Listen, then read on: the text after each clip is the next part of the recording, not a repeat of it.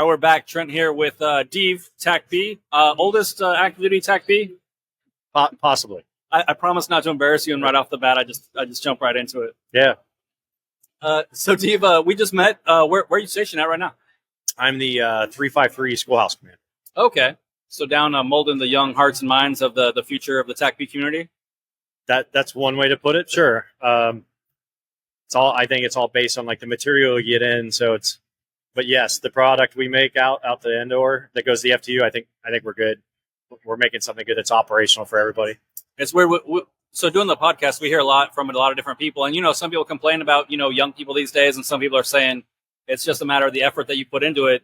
So has that been your experience? Like, no. So the way I look at it, like when I went through, like the same as you went through a school, I think mentally they're all this. I think we're all the same. It doesn't matter what generation it is. It's your instructors when you went through, same as when I went through, like, oh, you suck.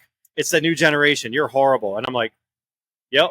And then years later, after I'm in a career field for a while, I go back and I'm an instructor. And all my fellow instructors are like, man, this new breed, they suck. And there's nothing different about they do goofy stuff, but then what you don't realize is you did that same goofy stuff when you were a student. Yeah. And then I went back to the Schoolhouse again, like 10 years later, as the DO and the interim commander of the same school. And the instructor said the same thing. Yep. It's this new breed. And now I'm back again, and I don't even have to tell you what the instructors are saying about the students. Right. Well, I think we live in the present, right? It's one of those things that we do, and we tend to erase us when we were young. Like we look at ourselves, or we look at like the highest point in our career, and we're like, this is what a TAC PSR guy is. Yep. And then you get that young person in through the front door that doesn't know anything about anything. It's not anything to do with them, and you want to, Yeah, it's all experience.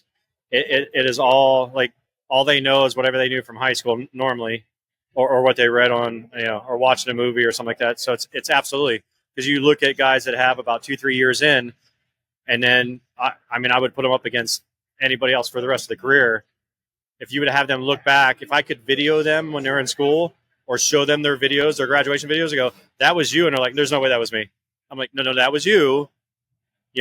Screwing it up again for the millionth time, or just saying just randomly weird stuff, or just acting weird, what we think's weird. Yeah. But yeah, it's very interesting to see over the last at least 30 years watching different echelons of students go through our course.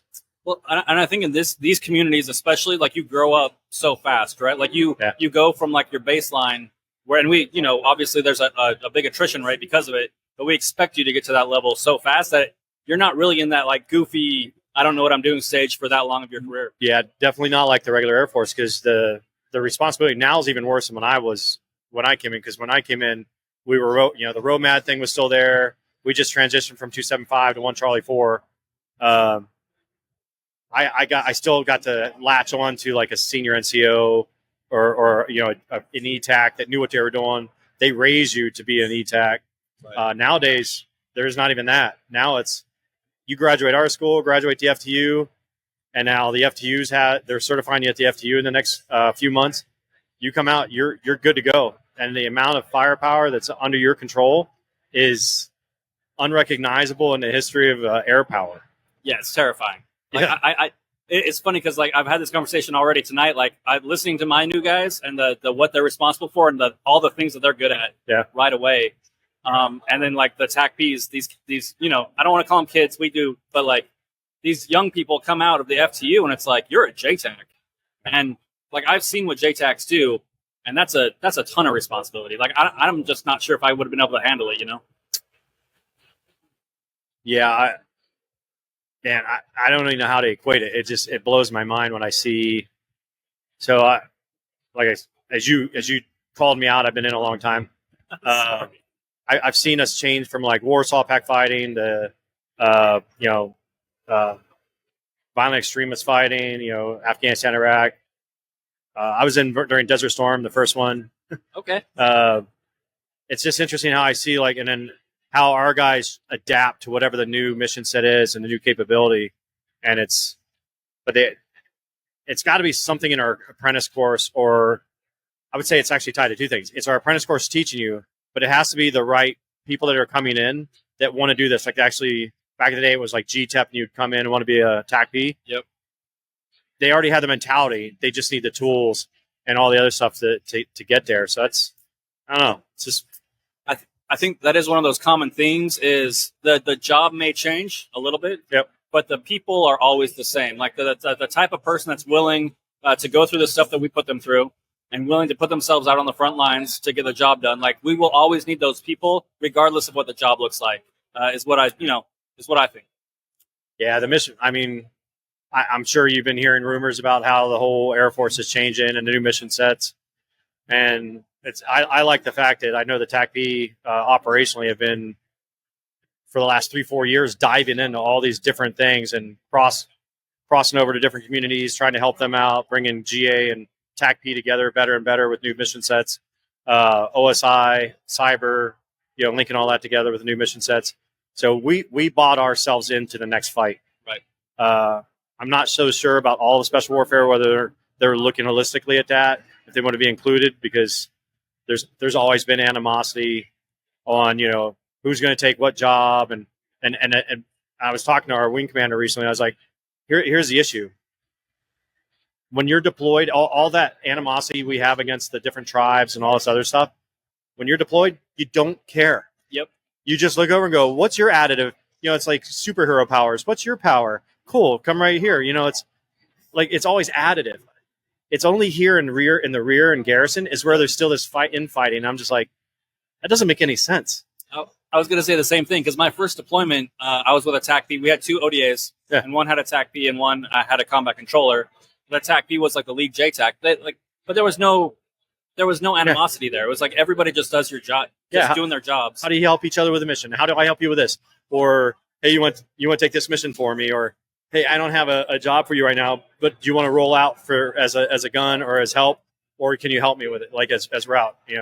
Needless to say, like there's so many things that can that you need. Where it's not even might be your expertise. It might be something you were cross trained in while you were especially with ODAs. We used to cross flow within the ODAs all the time. I mean, whether it was demo, medical, I can't tell you how many flu shots I used to give guys. I mean, it was kind of funny back in the day, but yeah. I completely agree. Operationally deployed, there's no difference. We're all on the same team. Back here, it just turns back into, and it's random. It's not all of them. It's maybe 10% of the old guys that just can't let go of this. No, I got to be the coolest kid in the circus, and I'm like, well, okay, that the circus left. So, yeah, it is what it is. We all got different colored hats, and so it's going to breed a certain thing. Yep. But yeah, I do love the downrange. No one cares. Yeah. Everybody just wants to do their job. You've been in training a couple different times. So I was an instructor, 04, 5, and 6. Okay. And I was an IS, and I taught 7 level and a bunch of other stuff. And I came back in 11 and 12. I was the interim commander in DO, and then I came back now. So it's my 3rd time at the schoolhouse. Are you a Mustang? I am. Okay. I was trying to put all the years together. I came in 89. Okay. What made you want to commission? I would have said I hit my head on a jump, but that's not true. I felt like there was something else to do, and I love the service. I like our community. I don't know. It just I just couldn't see stopping. Yeah.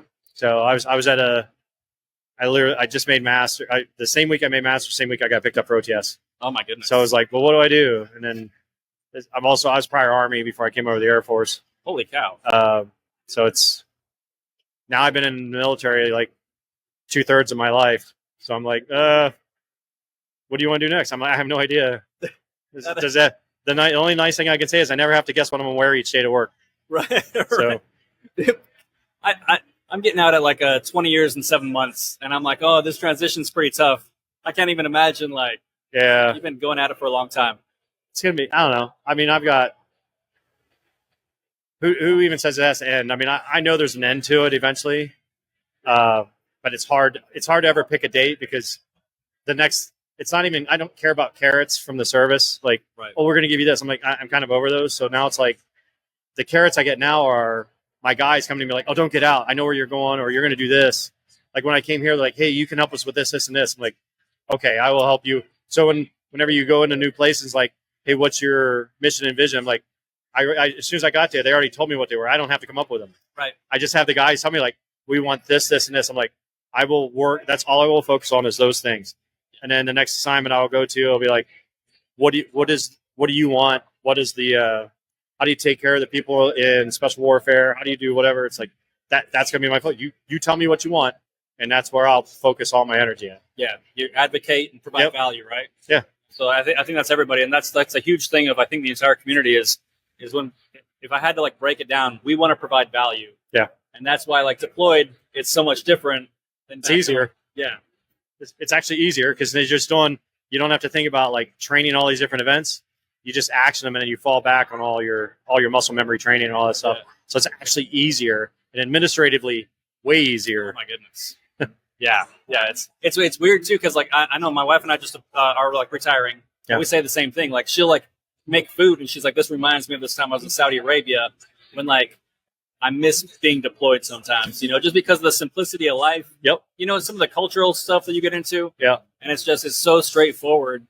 And, like everybody is a 1 or a 0. Like you're providing value and getting the mission done, or like you're not. Yeah. We're going to get rid of you. So. Yeah. And you get to see like amazing parts of the world. Maybe not maybe it's not, Puerto Vallarta or one of those like nice little, places you get to go, but you do get to see some amazing places. And in just weird times too in history, because things that haven't been touched for 100 years or 1,000 years, and then you're there with your brothers, with all the people you care about, you're like, it. You always look back, when people are like, "What time could you go back to?" And I always in the movies they always say like, "Oh, I was walking along on a beach with this really beautiful woman." Like they always say, like I would go back to Afghanistan in a specific year. If I could hang out with those guys again, and that would be my forever, I'd be like, it was just amazing. That's awesome. So, well, I mean, the podcast, we talk to young people a lot coming in. You have a lot of experience. I'm not trying to like make jokes. I'm sorry. No worries. But we always ask for one piece of advice for like that, 13 to 30-year-old that's thinking about coming in. If they're looking at TACP, what would you tell them? Man, I should have led up with that one.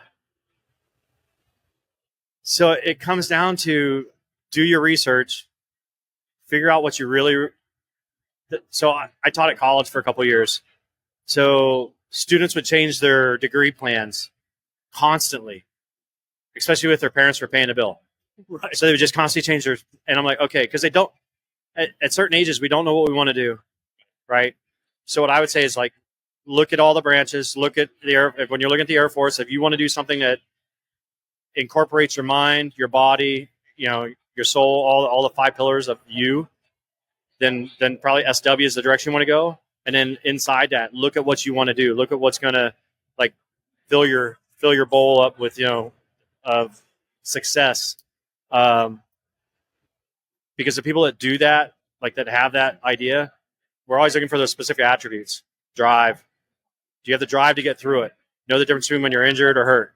Know the difference between having a bad day and knowing that you're going to get supported by your teammates. Like those know that those are there for you. That's how you're successful in these courses. That's if you want to go work in it's just like for us, like we don't like back in the day, we'd go solo. I'd go out with ODA or SEAL team or something. It's like that.